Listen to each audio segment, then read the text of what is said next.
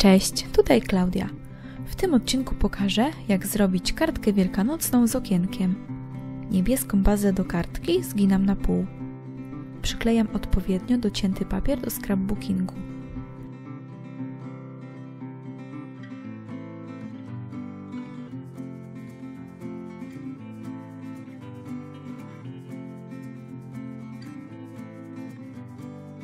Z innego kolorowego papieru wycinam kształt jajka. Przyklejam je na środku kartki.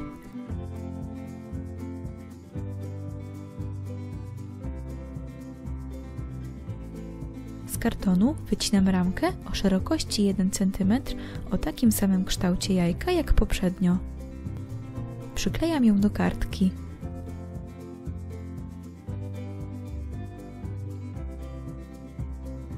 Na środek kładę cekiny w kształcie kwiatów. Z grubej folii wycinam kształt jajka. Przyklejam ją na tekturkę.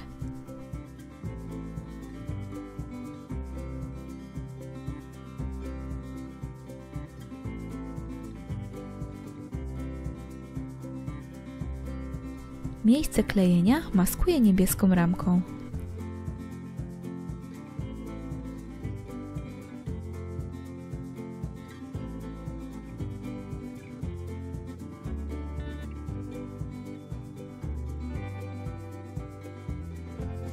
Przyklejam papierowe różyczki.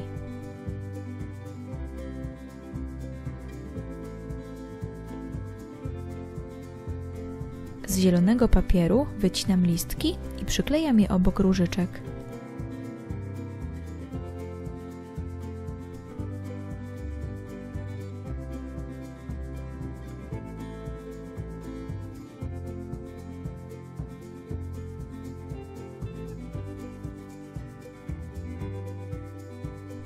Gotowe. Tak wygląda moja wielkanocna kartka z okienkiem z cekinami. Zapraszam na moje inne wielkanocne filmiki.